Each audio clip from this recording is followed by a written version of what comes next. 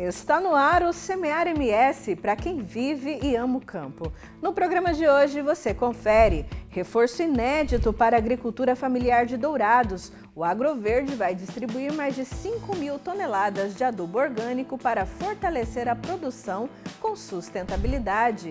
Aveia no campo, escolha inteligente do inverno. Saiba por que produtores têm apostado nessa cultura versátil que nutre o solo e ainda serve como forragem para o gado. No bate-papo com o produtor, nós vamos entender como está o processo de cobrança pelo uso da água dos rios e o que o agro precisa saber. E mais, ela fez história na ciência e agora aposta no agro como empreendedora. Conheça a Lilian Guma, sul-mato-grossense que participou das primeiras clonagens da América Latina e agora leva inovação ao campo. O Semear MS começa agora!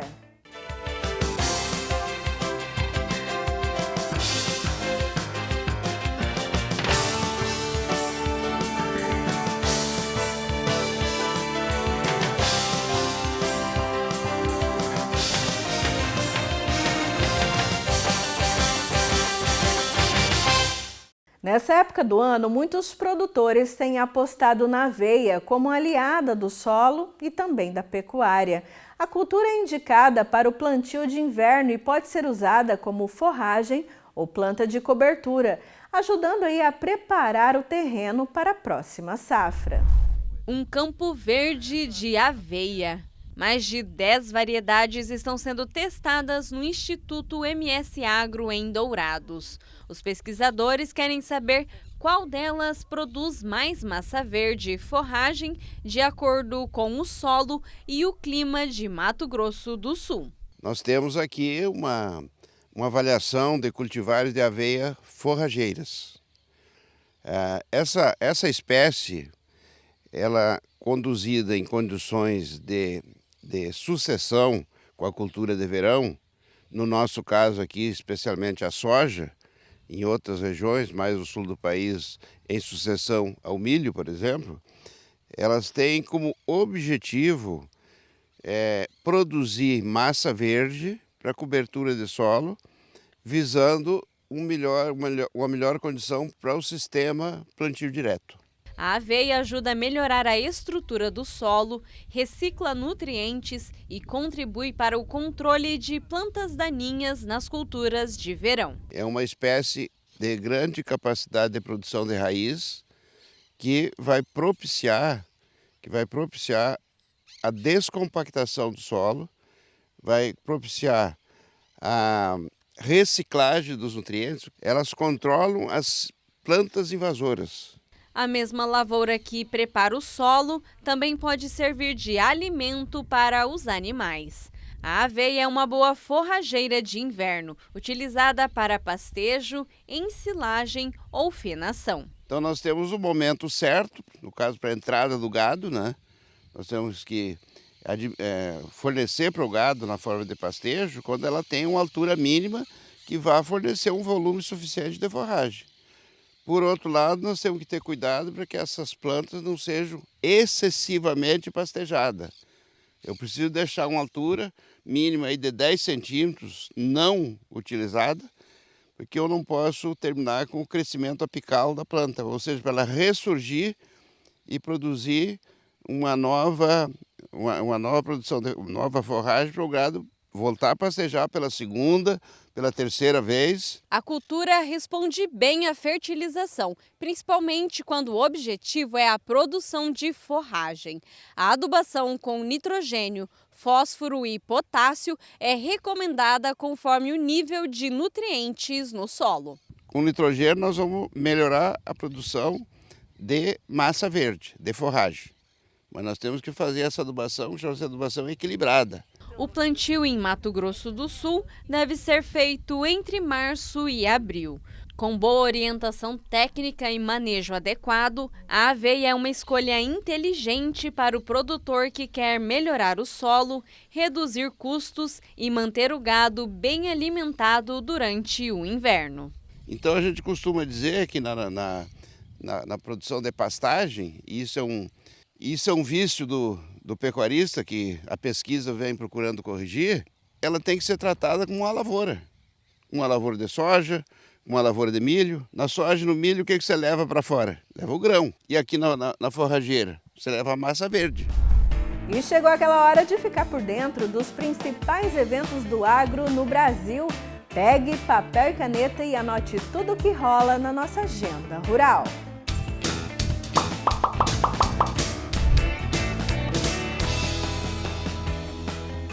De 22 a 25 de julho, Patos de Minas, Minas Gerais, cedia a FenaMinas, um dos principais eventos presenciais do setor. A feira promove negócios, inovações e conexões entre empresas, especialistas e o público. De 23 a 26 de julho acontece a Tecnoalta 2025, principal feira de tecnologia para o agro em Alta Floresta, Mato Grosso. Realizada pelo Sindicato Rural, o evento promete negócios, inovação e grandes oportunidades para produtores. E hoje acontece o segundo dia de campo na Fazenda Reserva, em Eunápolis, Bahia. Uma oportunidade única para conhecer a Cabralha Agro e tecnologias inovadoras de manejo no campo.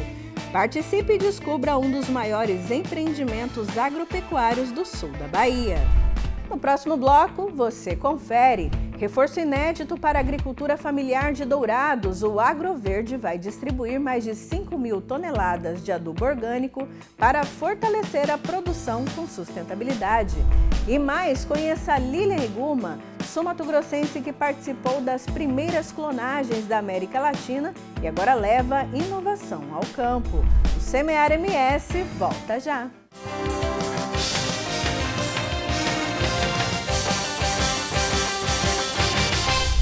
Há 38 anos, sendo parceira do produtor rural e ajudando a fortalecer o agronegócio. Com a Progeporan, você conta com tecnologia, inovação e uma equipe altamente capacitada para melhor lhe atender e ajudar você, produtor rural, a ter melhores resultados.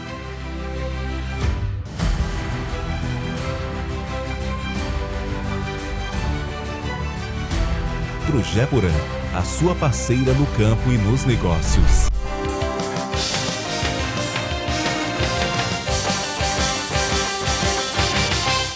Em Dourados, um projeto inédito promete fortalecer a agricultura familiar com sustentabilidade. É o Dourados Agroverde, que vai distribuir mais de 5.000 toneladas de adubo orgânico para agricultores do município. Um novo projeto foi lançado para fortalecer a agricultura familiar. É o Dourados Agroverde, que vai distribuir gratuitamente mais de 5.000 toneladas de adubo orgânico. Os agricultores familiares selecionados também vão receber apoio para o transporte do insumo, acompanhamento técnico nas lavouras e capacitações para o uso correto do adubo. O programa ele surgiu de um convênio com o governo federal, com o Ministério da Agricultura. Através dos recursos obtidos desse convênio, nós conseguimos comprar os fertilizantes orgânicos, são 5.100 toneladas, que vão beneficiar agricultores familiares integrantes do município de Dourados, um total de 230 produtores. Esses produtores são produtores tradicionais, quilombolas, assentados, indígenas, então todos serão beneficiados. O fertilizante orgânico melhora a estrutura do solo, aumenta a retenção de água e nutrientes e ajuda a recuperar áreas degradadas. É uma alternativa mais saudável à adubação química, além de mais barata para o produtor. Nós estamos numa crescente, seja na agricultura familiar, seja na grande agricultura convencional, do uso sustentável dos recursos. Primeiro que o produtor ele quer reduzir custos e você aliar o que era feito no passado, utilizar resíduos que às vezes seria jogado fora, enterrado, se perdia. Hoje não, hoje ele é transformado. Então nós, as grandes empresas, fazem essas transformações desses resíduos que no caso específico desse projeto, é o adubo orgânico. O projeto vai contemplar inicialmente 230 produtores, sendo 46 vagas destinadas exclusivamente às comunidades indígenas e quilombolas estabelecidas em terras da União. A iniciativa é voltada a agricultores que atuam com hortaliças, frutas, grãos, mandioca, cana-de-açúcar e criação de animais a pasto, tanto em áreas rurais quanto urbanas de Dourados, incluindo os assentamentos da reforma agrária. O programa Dourados Agroverde, ele tem um objetivo, né, de melhorar, né, tanto a parte técnica das propriedades, a questão do cultivo, a parte do solo, e também melhorar a questão da geração de renda na propriedade. Então, esperamos que daqui 2 anos esse projeto possa gerar um impacto positivo. Com o uso do adubo orgânico e o acompanhamento técnico, os agricultores familiares de Dourados têm a chance de reduzir custos e adotar práticas mais sustentáveis na produção. O adubo orgânico é um adubo vivo, né? É um adubo que tem vida nele, micro-organismos ativos, né? E substâncias que vão beneficiar o solo. Já adubo químico é algo formulado, né? Não sem falar mal do adubo químico de forma alguma, mas ele acidifica, ele saliniza o solo, e com a aduboração orgânica nós temos o contrário disso. Nós estamos levando vida, melhorando o pH, diminuindo a acidez do solo e aumentando a disponibilidade de nutrientes. Com a força do solo e do saber, o Dourados Agroverde planta hoje uma semente de futuro na agricultura familiar do município. Tanto o pequeno quanto o grande produtor, eles precisam recuperar o solo, manter o solo, que é o verdadeiro patrimônio do produtor rural, é o solo. É dali que ele extrai aquilo que a gente se alimenta e aquilo que ele tem rentabilidade. Então, quando você faz adubação orgânica, você está fazendo exatamente isso, condicionando o teu solo, recuperando o teu solo, formando um perfil, fazendo biota e ativando a vida nele novamente. Então serve para ambos os produtores. E para produtor agricultura familiar, produtor de pequeno porte, isso aí é extremamente necessário, porque as terras geralmente são deles, né? Então o patrimônio tem que ser mantido.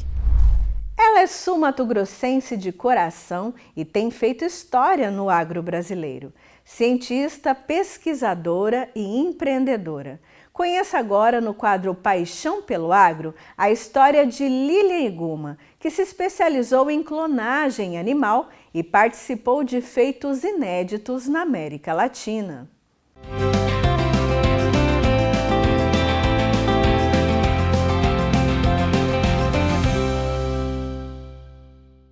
No agro brasileiro, a clonagem animal ainda é vista como algo distante, futurista. Mas ela já é realidade. E por trás dessa tecnologia está uma mulher do Mato Grosso do Sul que vem fazendo história. Nós estávamos fazendo um experimento na área de transferência nuclear, que é a técnica usada para fazer clonagem. E aí, durante os experimentos, a gente transferia alguns embriões e a Vitória nasceu depois de muito esforço, que realmente é uma técnica que a eficiência é muito baixa, né? Tanto que na Dolly foram 273 embriões para nascer uma, tá? E por isso que a gente comemora tanto o nascimento de um clone. A veterinária Lilian Iguma nasceu em Brasília, mas é douradense de coração. Chegou ainda bebê e cresceu entre consultas médicas dos pais e finais de semana na fazenda da família. Foi ali, vacinando e cuidando do gado, que ela descobriu a paixão pelos animais. O amor virou profissão e Lilian se formou em medicina veterinária pela Universidade Federal de Viçosa. A gente tinha uma ideia muito lúdica de fazenda, porque a gente, alguns finais de semana, ia lá para a fazenda do meu tio, pegar laranja, brincar no mata-burro, catar coquinho e bater com pedra e amassar na pedra. Mas isso durante a infância toda, e sempre aquela ideia de que fazenda era uma coisa boa, gostosa, prazerosa e ao mesmo tempo produtiva. Meu pai trabalhava com recria e engorda de bezerros. Então a gente começou a ter esse contato de plantar capim, ajudar a colher milho. E aí foi que amadureceu realmente a vontade de cursar veterinária. Com sede de conhecimento, ela cruzou o mundo para estudar no Japão. Especializou-se em biotecnologia de embriões na Universidade de Hokkaido. Depois, concluiu o doutorado em biologia molecular. Os resultados vieram logo. Lilian participou da criação da bezerra Vitória, o primeiro clone bovino da América Latina. Também ajudou a desenvolver clones como Lenda e Vitoriosa, o clone da Vitória, e a preservar a raça junqueira. Eu utilizei as células de uma vaca com 9 anos, uma vaca da raça junqueira. É uma raça em vias de extinção, que a Embrapa, como sendo recursos genéticos, mantinha esse banco de germoplasma vivo, que são esses animais. Então são poucos exemplares que tem no Brasil ainda dessas raças, e é uma raça bem chifruda, é uma raça que hoje está voltando justamente pela beleza do chifre, e a gente quis utilizar essa raça em vias de extinção para poder fazer multiplicação de exemplares. Esse experimento então resultou no nascimento da Porém e da Potira, que são duas bezerras clones da raça junqueira. Com mais de 2 décadas de experiência, dezenas de publicações científicas e palestras no currículo, Lilian deixou a Embrapa para encarar um novo desafio: empreender. Ela fundou a Origens BRA, empresa de biotecnologia com sede em Dourados. A Origens BRA ela trabalha tanto na parte de campo, fazendo aspiração folicular, o acompanhamento das doadoras, quanto no laboratório, produzindo os embriões, e depois a gente atua de novo no campo. Então é campo, laboratório, campo. Coletando os ócitos no campo, fazendo os embriões no laboratório e depois transferindo esses embriões a campo também, nas receptoras, nas mães de aluguel. A gente faz uma assessoria toda pré e pós, porque o importante para a gente é o sucesso do pecuarista, é ter bezerro no chão. Outra atividade que ganhou o coração de Lilian foi a apicultura. O mel produzido aqui é comercializado na região e no mercado online. E a apicultura realmente vai encantando a gente, porque o contato com a abelha, a princípio, lógico que dá medo, porque né, tem o ferrão, mas depois vai se tornando prazeroso vendo como elas são perfeitas, como é perfeito todo o arranjo, toda a comunidade, como ela produz a cera, como ela se alimenta, como ela coleta na natureza, a formação de uma abelha, a comunidade formada por uma abelha rainha, ela que comanda tudo, e como que a perfeição de uma cera, de um favo, e ela produz não só mel, mas própolis também, e o pólen também pode ser utilizado. Então todos esses produtos são alimentos. No campo ou no laboratório, ela segue com a mesma missão: produzir ciência com propósito. Lilian Iguma é a prova de que a inovação pode nascer da terra, se espalhar pelo mundo e voltar para casa mais forte. Com ela, o futuro do agro já começou. É minha cidade do coração, a cidade que eu cresci, que me recebeu e que eu tenho muito orgulho dessa cidade, do povo daqui e dessa terra, e de ser do agro.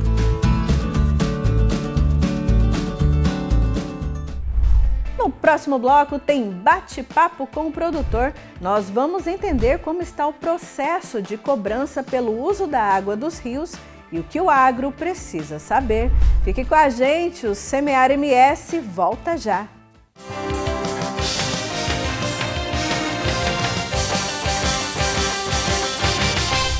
Há 38 anos, sendo parceira do produtor rural e ajudando a fortalecer o agronegócio.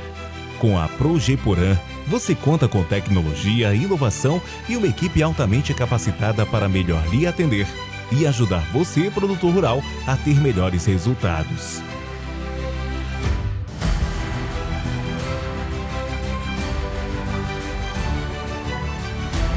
Projeporã, a sua parceira no campo e nos negócios.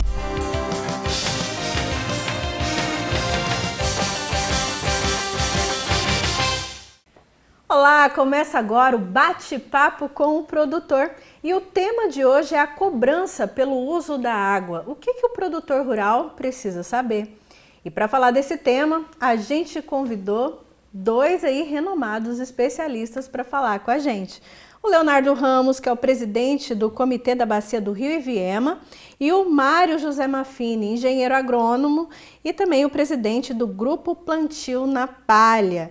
E a gente começa falando qual que é a principal missão do Comitê do Rio Iviema e de que forma ele atua para garantir uma gestão sustentável. Muito bom dia para você, presidente Leonardo. Bom dia, obrigado pelo convite. E falando um pouquinho sobre a missão do comitê, é ele fazer uma gestão integrada, colaborativa, e descentralizada dentro da bacia na bacia hidrográfica, onde a gente trabalha. No caso, quando a gente fala de uma gestão integrada, é porque nós temos vários atores ali dentro. Então, o intuito é que todos nós possamos ter o rio que nós gostaríamos, as águas que nós gostaríamos, com a melhor qualidade possível e no futuro. Porque se utilizarmos de uma maneira displicente, nós tendemos a ter uma água que vai se acabar com o tempo. Então, a intenção do comitê é que o recurso hídrico dure o máximo possível, da melhor maneira possível. Certo. E aí uma das discussões que a gente está fazendo aqui em âmbito nacional, mas que está ocorrendo aqui também a nível estadual, é a cobrança pelo uso da água, E aí, Maffini, eu queria te perguntar, como é que o GPP, que faz parte aí do comitê, do Rio Iviema, como é que o GPP está enxergando esse avanço aí nas discussões? Bom dia para você também. Bom dia, Valéria. Sempre um prazer. Essa questão da cobrança pelo uso da água é uma questão bastante polêmica, porque se analisarmos o que está na lei, precisa ser cobrado, porque na lei está escrito: água é um bem público e tem valor comercial. Se água é um bem público, os governos têm ação sobre ela. E se tem valor comercial, alguém tem que pagar a conta. Então, realmente, se analisarmos friamente o que está na lei, não tem por onde correr. Porém, a gente, no GPP, a gente sempre tem o lado assim, essa carga tributária toda que a gente carrega, que o agro carrega e que toda a população brasileira carrega. Mais uma cobrança? Pois é. E aí, até a gente gostaria de entender um pouquinho, Leonardo, sobre essa questão de quais são os representantes do comitê. O agro está representado nessa nova gestão aí, até porque teve uma eleição recentemente, Explica um pouquinho para a gente.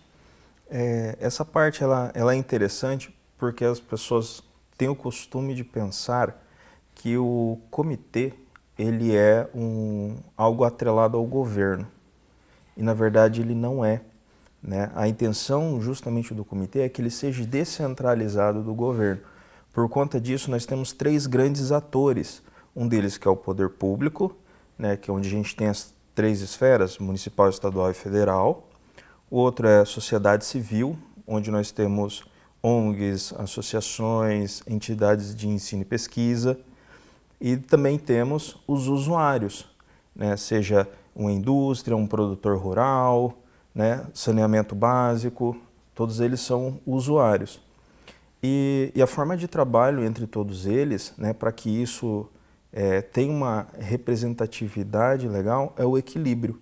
Então, atualmente, no nosso comitê, por exemplo, nós temos um equilíbrio entre os três grandes setores. Todos eles têm cadeiras igualitárias e voz igualitária. A gente pergunta isso por causa da preocupação do Maffini, né? Que terminou a fala dele com mais uma cobrança. Mas enfim, Maffini, te devolvo essa pergunta e acrescento ainda, né? Se você acha que essa questão da cobrança pelo uso da água é uma forma de garantir aí o uso mais sustentável, talvez, né? Qual a opinião do GPP nesse setor? A gente não tem dúvida de que todo produtor rural quer devolver para os descendentes, para os filhos, um ambiente melhor do que ele recebeu. Os produtores rurais hoje são produtores de água, eles têm matas ciliares, que são protegidas por lei, eles têm as nascentes protegidas e toda uma norma, uma quantidade de legislação ambiental que tem que ser cumprida.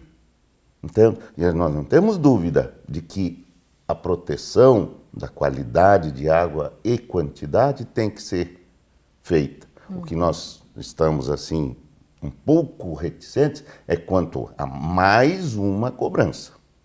Entendi. E aí, Leonardo, a gente sabe que essa cobrança é prevista por lei, né? Mas como é que está esse processo, essa discussão aqui em Mato Grosso do Sul, né? E como que a Bacia do Rio Iviema, no caso, né, o Comitê da Bacia do Rio Iviema, tem se preparado aí para esse novo cenário? Perfeito. Essa cobrança ela é prevista por lei, né, pela 9433, lá de 97, né, que é a Lei das Águas, é onde ela instaura a criação dos comitês, cobrança de água, programas de outorga. E o comitê ele vem trabalhando hoje no intuito de buscar qual que é a melhor forma disso acontecer, né? Tem que acontecer? Tem, está previsto por lei, né? Vai ter que sair em algum momento. Só que como que isso vai sair? E para chegar nesse como e também no quanto que nós vamos cobrar, né, precisa-se primeiro atender uma série de pré-requisitos, né, entender quem serão os usuários que serão cobrados, né, vai ter ou não vai ter isenção, como que vai ser a fórmula disso, quanto que vai custar essa agência, porque uma agência de bacias, ela não é barata, ela tem um custo para existir, né? Então, precisa-se primeiro definir uma série de fatores para a gente poder, então, definir o que nós vamos fazer. E o comitê está nessa fase de estudo. E eu volto a insistir com você, Maffini. Você acredita que dá para fazer essa cobrança de forma justa, aí, sem penalizar aqueles que já fazem, né, a atuação de forma aí, com boas práticas? Olha, essa é uma preocupação que não é de agora, dentro do nosso comitê principalmente. Porque nós estamos numa área, numa região essencialmente agropecuária, agrícola. Se nós olharmos o Mato Grosso do Sul, o comitê está inserido desde Sidrolândia até Amambai, Naviraí, quer dizer, todos esses municípios fazem parte. E eu realmente fico preocupado com mais uma cobrança, certo? Porque hoje, se falarmos em irrigação, você tem que ter uma outorga, pagam-se taxas, pagam-se relatórios. Se falarmos numa indústria, a mesma coisa, né? A Sanesul, eu não sei qual que é a taxa que a Sanesul